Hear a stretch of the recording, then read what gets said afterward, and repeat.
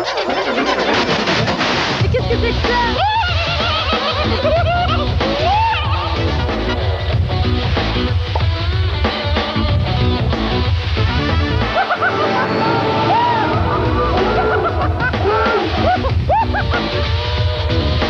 On fait pitié!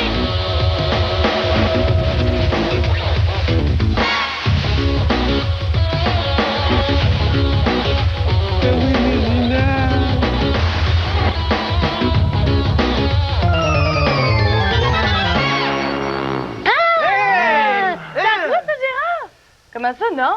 Ben voyons, il n'y a pas d'autres musiciens dans le studio. C'est à toi, Carole? C'est à toi, ça? Ouais, c'est à moi. Ben voyons, tu joues de la musique, toi, depuis Ah ouais, je me cherche un groupe rock, là. Hein, un groupe rock, comment? Comme Guns N' Roses, là, ou comme les bébés? Non, pas aussi populaire que ça, là, mais on sait jamais, hein. Des fois, un jour.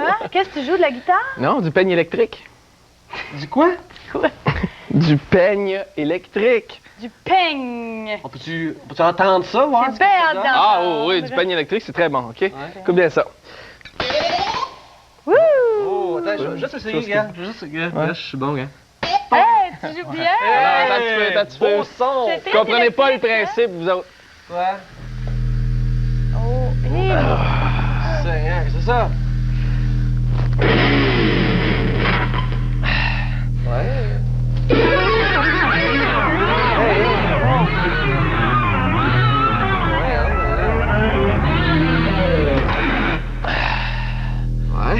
Hein? Qu'est-ce que vous en pensez?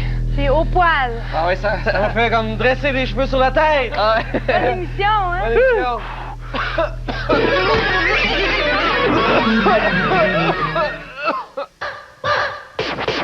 T'as des problèmes avec ni, t'en fais pas, c'est fini. Ni devant le verbe s'écrit N apostrophe Y, ni devant le verbe s'écrit N apostrophe Y. Je n'y vais pas. Mais ce qui est embêtant, c'est évidemment la petite exception. Oh non! Si le verbe est à l'infinitif, ni s'écrit et ni. Je ne peux ni sauter, ni courir, ni danser, ni rapper. Ni rapper! Hey! C'est pas correct! Ni devant le verbe, c'est généralement N apostrophe Y. Mais devant un verbe à l'infinitif, ni s'écrit N-I. Mais quoi là, c'est déjà fini! La semaine dernière, j'ai lu une BD que j'ai adorée, Au pied du grand totem de Mario Malouin, qui est un BDiste québécois. J'ai eu envie d'en savoir plus long sur ce métier-là. Je l'ai invité à venir nous en parler en studio. Bonjour Mario. Bonjour Élise. Être BDiste, est-ce que c'est ton passe-temps ou ton métier? Ça a déjà été un passe-temps, mais c'est devenu un métier. Donc tu peux bien vivre de ça. Oui, c'est drôle à dire, de vivre de faire des petits bonhommes, là, mais j'ai la chance de faire ça. On est très peu nombreux au Québec à faire ça. Mais j'ai le plaisir de gagner ma vie en faisant de la bande dessinée. Est-ce que tu as toujours voulu faire ça? J'ai toujours voulu faire de la bande dessinée. J'étais très, très jeune. J'ai eu la chance d'avoir un père qui était dessinateur publicitaire. C'est-à-dire que les crayons, le papier à dessin, l'encre de Chine, c'était quelque chose de courant chez nous. On en mangeait presque. Ah oui? Puis, très jeune, je me suis rendu compte aussi que j'étais très, très raconteur. J'étais le jeune qui, autour des feux de camp, quand j'étais tout petit, ralliait les autres, puis leur racontait des histoires qui avaient ni sens, absolument aucun sens, mais tout le monde m'écoutait. J'arrivais, je faisais des retombées, puis je ramenais des éléments, puis je finissais par raconter beaucoup. Ce qui fait que moi, la bande dessinée était vraiment quelque chose, là. L'auteur de bande dessinée, c'est avant tout un romancier qui sait dessiner. C'est-à-dire qu'il faut savoir raconter et se servir du talent de dessinateur pour bien le raconter. Ah bon? Ce qui fait que je me suis rendu compte que j'étais conteur, et j'avais une possibilité de dessiner avec un père dessinateur qui a fait que j'ai... tout naturellement. C'était à 7 ans, moi je savais que j'allais devenir auteur de bande dessinée. Ah oui? Ah oui. Mais où tu prends toutes tes idées? Oui, mais si je te le dis, les autres vont le faire. Je ne dirai pas à personne. Non, blague à part, les idées viennent n'importe où, n'importe quand. Un voyage dans un autobus, à un moment donné, de voir un passager là, qui est typique, qui fait quelque chose de curieux, peut amener toutes sortes de choses. C'est vraiment là l'imagination qui travaille tout le temps. Autant que je peux me réveiller à 3 heures du matin puis prendre une note à côté de sur ma table de chevet. Une idée, c'est précieux. Faut pas la laisser fuir. Ça fait qu'on note. J'ai des papiers partout dans la maison chez nous. Puis est-ce que c'est des dessins ou c'est des mots que tu écris? Ça peut être les deux. C'est-à-dire que si à un moment donné, bon, je vois une bête sympathique, la plupart du temps, moi, je suis quelqu'un qui va écouter la télévision avec une tablette à dessin avec moi. Ah oui? C'est-à-dire que si on est, je vois quelque chose, soit un visage, un élément, n'importe quoi, soit je vais le reproduire ou écrire aussi si c'est une idée là, que je veux noter. OK. Mais on n'est jamais très, très tranquille dans ce métier-là. C'est ça, qu'on c'est on a toujours la la tête ébullition. travaille tout le temps. Puis on s'en voudrait tellement de laisser aller l'idée qui peut-être un jour va être une idée formidable. Oui, là. oui, oui, Ouais. oui. Et qu'est-ce que tu aimes dans ce métier-là? Ah mon Dieu, c'est ça, c'est tout. Là. C'est de raconter, d'avoir un public, d'avoir des gens qui t'écoutent d'une façon différente. Moi, c'est sur papier, c'est en racontant des histoires. D'inventer des bonhommes, que les gens aient envie de vivre les aventures de ces bonhommes-là avec toi. OK. Puis des amener sur des sentiers, là, leur faire vivre la partie de folie qui est en toi. Parce que bon, faut pas se leurrer, je suis un peu fou quelque part. Oui. Tu es encore un enfant aussi. C'est essentiel, ça. Faut le garder, faut le conserver précieusement, l'enfant qui est en nous autres. Moi, je me sens terriblement à l'aise avec un groupe d'enfants. D'ailleurs, je vais probablement faire les choses les plus absurdes avec un groupe d'enfants. Ah oui? Au travers des enfants. C'est là que tu te laisses aller, c'est là que tu es bien. Je m'amuse. Puis... Et est-ce qu'il y en a qui t'en parlent des fois? Ah, j'ai lu ta bande dessinée. Ou comment tu sais que les jeunes apprécient ou que les gens aiment ça? Il y a de plus en plus au Québec des festivals de bande dessinée, des salons du livre, des rencontres qui se font avec le public, le vrai monde, là, de toucher le vrai monde. Ça, je m'empêche jamais ça. C'est-à-dire que si je suis invité pour un festival, un salon, je vais y aller. Puis c'est là qu'on sait si le monde aime ce qu'on fait. Puis les réactions, ça peut être n'importe quoi, là, que les enfants y accrochent sur un personnage, sur une bouille, sur un gag. Il y en a qui vont nous raconter un gag qui les a fait rire. Puis alors que toi, tu pensais même pas que c'était drôle. C'était peut-être un de tes mauvais dans ta tête à toi, mais tu as fait rire. Ça va qu'il était bon. C'est formidable de pouvoir... je sais que tu as fait le personnage de Papoute, qui est dans cette bande dessinée-là, et tu l'as fait en 3 dimensions aussi, hein? Oui. Et pourquoi tu fais ça? Est-ce que tu fais ça à chaque fois que tu as un personnage? Pratiquement. Je vais t'avouer, dès qu'on crée un personnage sur papier, il y a comme une espèce de besoin de le voir en 3 dimensions. Ah oui? Ça a 2 buts, c'est-à-dire que de l'avoir à côté de nous autres. Moi, je travaille avec Papoute. Je ne le regarderai pas nécessairement pour le dessiner, mais il est là. Il y a comme une présence dans mon bureau. Il t'inspire. Oui, puis je le vois. Puis des fois, je peux l'imaginer dans une situation juste en le regardant. Puis aussi, c'est de prendre possession de son physique. Il n'a pas un physique très, très régulier, lui, mais c'est-à-dire, en le créant, là, tu le vois dans toute sa perspective. Tu l'imagines comment il marche, comment il se déplace. Puis c'est vraiment son volume, c'est-à-dire que je vais, après ça, si j'ai besoin de le dessiner même en contre-plongée, par en dessous de la semelle des pieds, tu peux le voir. Il est là. C'est-à-dire que j'en ai pris possession de sa forme. Là, tu nous as apporté aussi des planches de dessin, hein? Oui, il y a 2 planches originales ici de l'album Au pied du Grand Totem. Ça, c'est vraiment les vrais originaux, le papier sur lequel je travaille. Et en haut, la feuille en blanc, c'est comme le brouillon? C'est ce qu'on pourrait appeler mon scénario. C'est-à-dire que moi, étant donné que j'ai fait mon propre scénario pour ça, je ne me suis pas arrêté à faire un scénario très, très écrit, très technique. Pour moi, c'est un scénario qui est fait en dessin. C'est-à-dire que si quelqu'un regarde attentivement, chacun des petits esquisses correspond à un des dessins-là. Naturellement, les dessins réalisés finaux... Il y a beaucoup plus de détails. Ça doit être très long, réaliser une bande dessinée? Une page comme ça, là, les 2 parties ensemble, peut prendre facilement 25 heures. Est-ce que tu penses faire une suite Au pied du Grand Totem? Faudrait bien, Papoute n'en restera pas là. Ben, j'aimerais bien ça. En tout cas, on va surveiller ça. Merci beaucoup. Merci.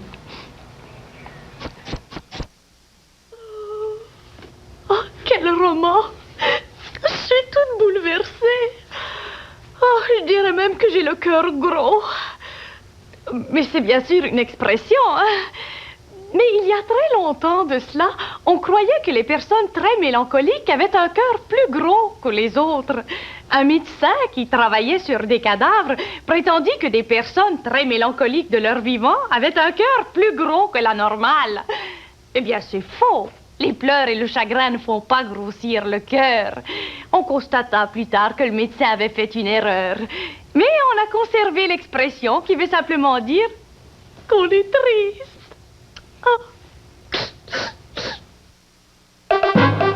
Mais bonnes gens, où est le chevalier Arnold?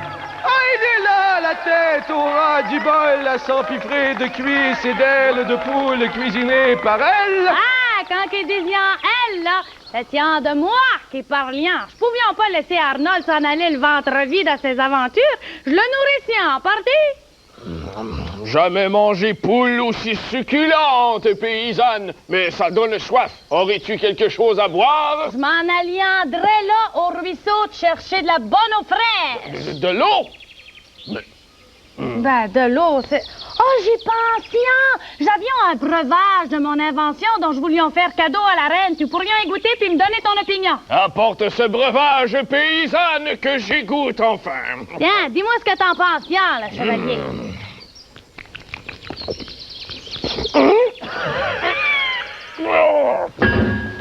Pauvre chevalier, ça tient évanoui. Ça sent bien mauvais, ce breuvage-là. Une chance que j'en avions pas fait cadeau à la reine, sinon je me serions sûrement fait couper la tête, hein? Ah! Table ronde, allons voir si le vin est bon. Christian, Oui. peux-tu me dire une affaire, toi? Tu sais, quand quelqu'un est en boisson, là, Oui. il a trop consommé de bière ou d'alcool, peu importe, là. Oui.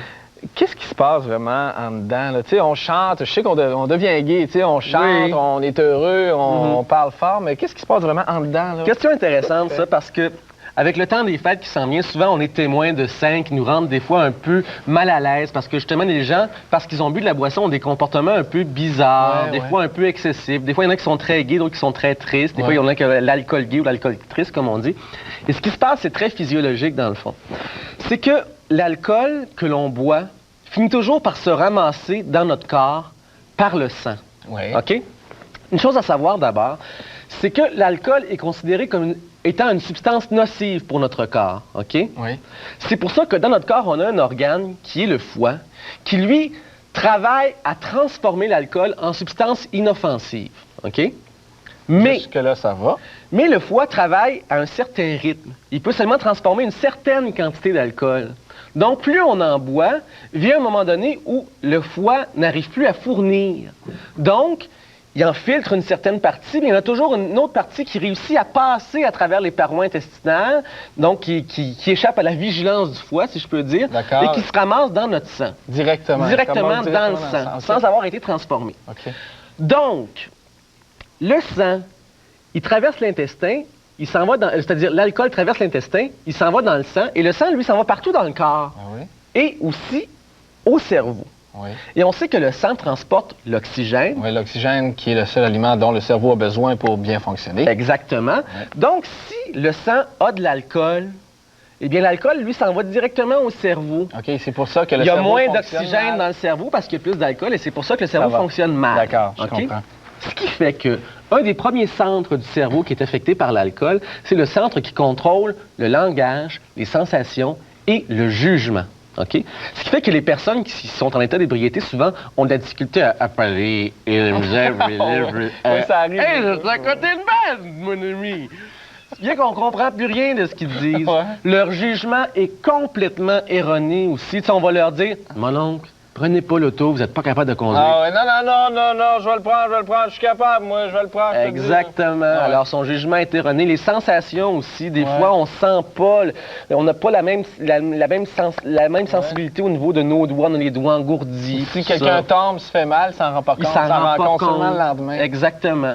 Le deuxième centre qui est affecté, c'est celui qui contrôle la coordination et l'équilibre. OK, c'est pour ça, donc, que quelqu'un qui est en boisson a des problèmes d'équilibre. Il est obligé de Exactement. se soutenir sur les meubles. Les pour, meubles, les pour se rendre. personnes même, des fois. Ouais. Alors, Il peut même pas suivre une ligne sur le plancher, ou bien s'il réussit à la suivre, ben, il rentre dans le mur. exactement. Le troisième centre qui est affecté, c'est le centre du comportement, qui contrôle le comportement. Ce qui fait que souvent, les personnes qui sont en état d'ébriété ont un comportement un peu bizarre, souvent excessif. Ou bien ils sont très, très joyeux, comme je disais tantôt, ou bien ils sont très tristes. Ils sont très, très affectueux, ou au contraire, ils sont violents. Ils ont des comportements très excessifs, puis souvent, ça varie d'une minute à l'autre sans trop comprendre pourquoi.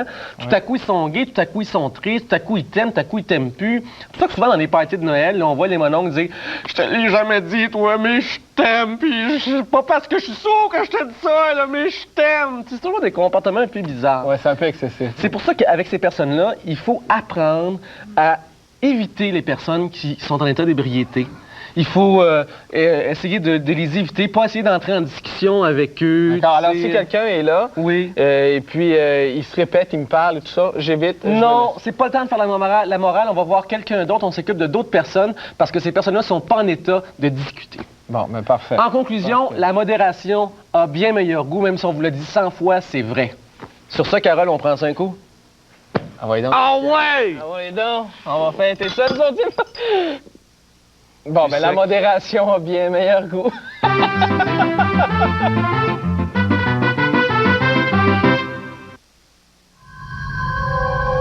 Il y a environ 25 ans, les Américains ont envoyé des astronautes sur la Lune en se disant que si on veut comprendre ce qui se passe dans notre univers, bien, il faut l'explorer.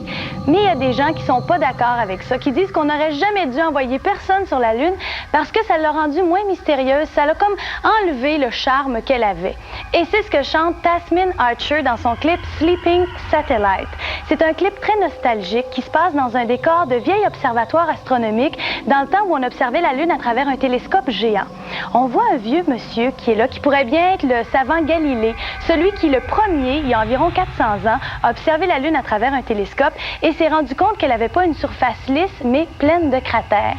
Alors on regarde Sleeping Satellite, qui veut dire le satellite endormi.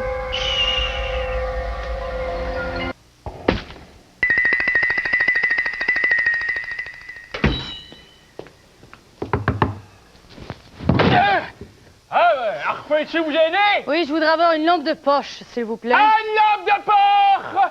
Autre chose? Non, c'est tout. Ah, parfait.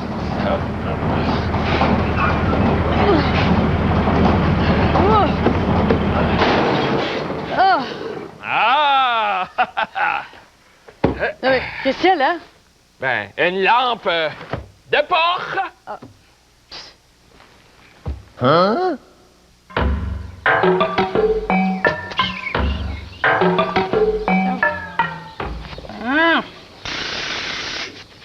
Madame Fatima, je ne suis qu'un pauvre robot inutile. Mais non, dis pas ça que t'es inutile, là. Si c'était juste pour transporter mon panier, là, t'aurais été utile, hein? Mais arrête de discuter, là. Tiens, ouvre donc cette boîte de conserve-là, là. Je la tiens pour toi.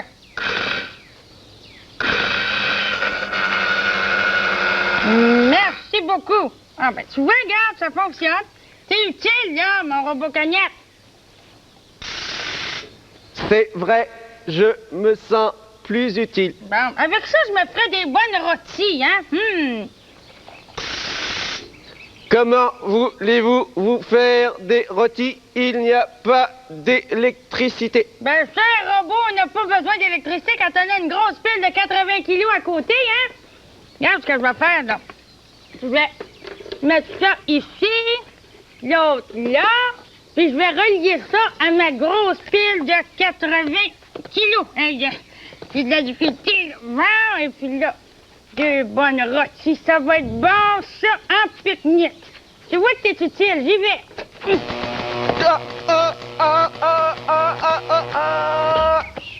Oups, c'est peut-être allé un peu fort, hein? Bonjour, Madame Fatima. Ah, bonjour, quand viens t'asseoir. Bon, ça va? Je suis un petit peu en retard, je m'excuse. Le soleil, moi, ça me remonte le moral. Oui, c'est vrai que c'est beau, hein, aujourd'hui. Beau soleil.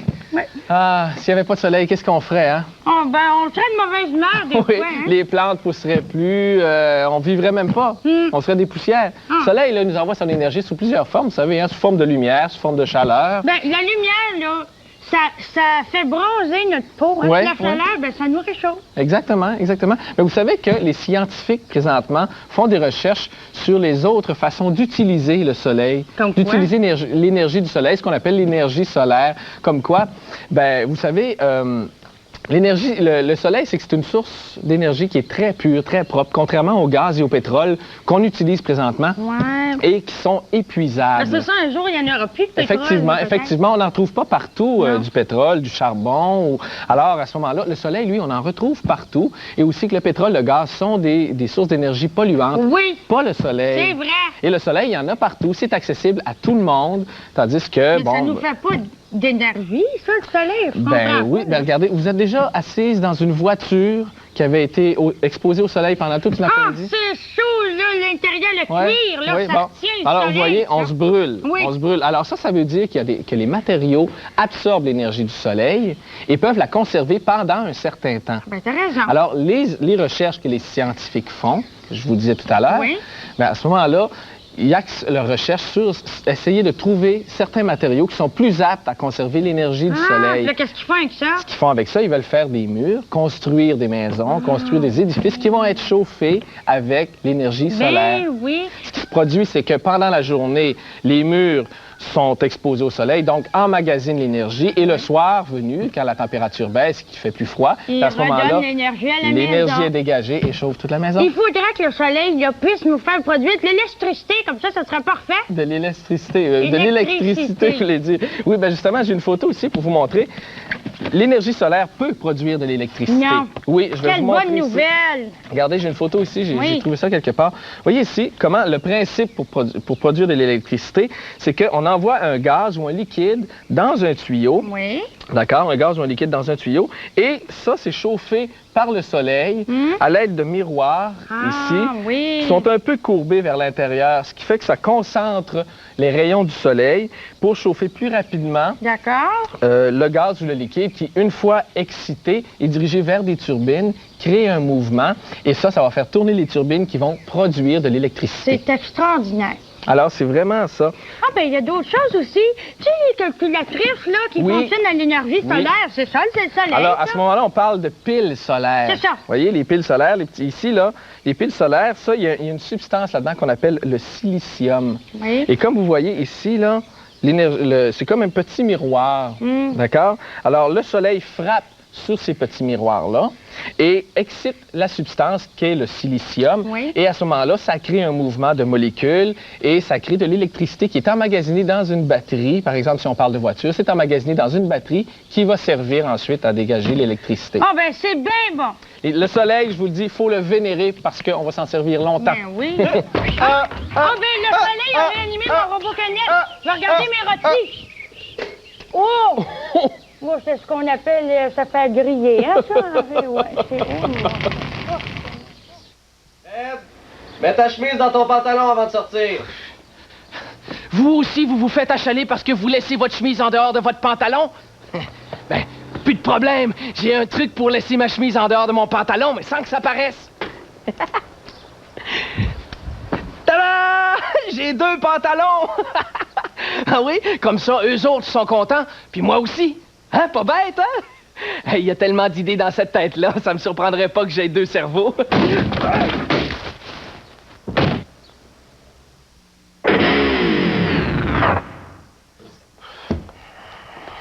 Cara! Oh, tu ranges ton peigne électrique. Tu devrais pas. On aimerait ça d'entendre encore, hein, Christian? Ah oui, moi, je veux t'écouter encore, Carole. Non, forcez-vous pas, là, le peigne électrique, c'est terminé. Fini. Je viens d'avoir un appel. Savez-vous ce qu'on m'offre? Non. Non? De jouer du peigne électrique dans un salon de coiffure pour défriser les permanentes. C'est intéressant. Oh, pauvre Carole. Bye. Mais c'est pas grave, Carole.